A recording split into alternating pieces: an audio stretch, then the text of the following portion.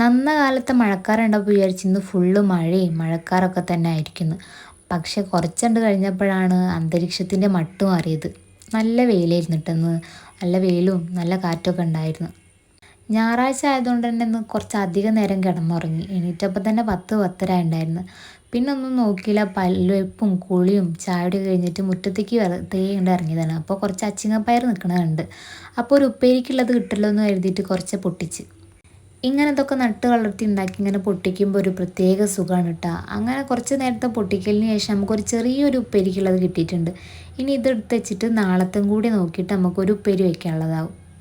മഴ പെയ്താൽ മാത്രം പൂക്കുന്നൊരു പ്രത്യേക തരം ചെടിയാട്ടത്. ഇതിൻ്റെ പേരെന്താണെന്ന് നമുക്കറിയില്ല. അത്യാവശ്യം നന്നായിട്ടാണ് പൂത്ത് നിൽക്കുന്നുണ്ടായിരുന്നു.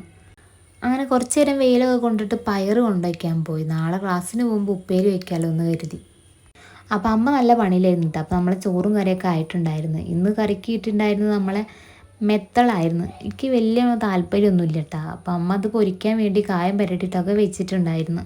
ഈ കറിയൊക്കെ വറവിടുമ്പോൾ ഒരു പ്രത്യേക മണമല്ലേ. എനിക്ക് ആ മണം ഭയങ്കര ഇഷ്ടമാണ്. അപ്പോൾ ആ മണം ഒന്ന് കിട്ടാൻ വേണ്ടി ഞാൻ കുറച്ച് നേരം അവിടെ നിന്ന്.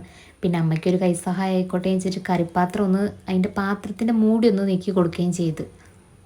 എനിക്ക് ഈ മുളകിട്ട കറിയൊന്നും അങ്ങനെ ഇഷ്ടമല്ല കേട്ടോ. ഇങ്ങനെ തേങ്ങ മീനായാലും ശരി വേറെ എന്തായാലും ശരി ഞാൻ തേങ്ങ അരച്ച് വെക്കണതാണ് ഇഷ്ടം. മുളക് കറി അങ്ങനെ വലിയ താല്പര്യമില്ല. അമ്മനെ സഹായിക്കാൻ വേണ്ടി ആ പാത്രത്തിൻ്റെ മൂടി നീക്കിയ ക്ഷീണത്തിൽ ഞാൻ കുറച്ച് നേരം റൂമിൽ പോയി കിടക്കാമല്ലോ എന്ന് കരുതി. അങ്ങനെ നോക്കിയപ്പോൾ സമയം 1 മണി ആയിട്ടുണ്ടായിരുന്നു. ഇനി കഴിച്ചിട്ട് കിടക്കാമല്ലോ എന്നുള്ളൊരു പ്ലാനിങ്ങിൽ നേരെ പോയിട്ട് ഞങ്ങളെല്ലാവരും ഫുഡ് കഴിക്കാനിരുന്ന്. അപ്പോൾ നല്ല സിനിമ കണ്ടിട്ടാണ് ഫുഡ് കഴിക്കുന്നത്. കുബേരനായിരുന്നു ഓടിക്കൊണ്ടിരുന്നത്.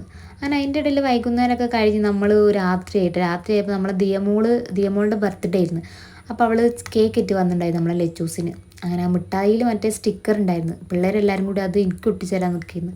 പക്ഷേ അതെന്താണ് ഒട്ടണില്ല. അങ്ങനെ രണ്ടും കൂടി കുറേ നേരം അത് വലിച്ചിട്ട് കൈയൊക്കെ നല്ലോണം വേദനിച്ചിട്ടുണ്ടായിരുന്നു. ഇനി ഞാൻ പൊട്ടിക്കാന്ന് പറഞ്ഞിട്ട് ലച്ചൂസുമായി അടുത്ത പരീക്ഷണം.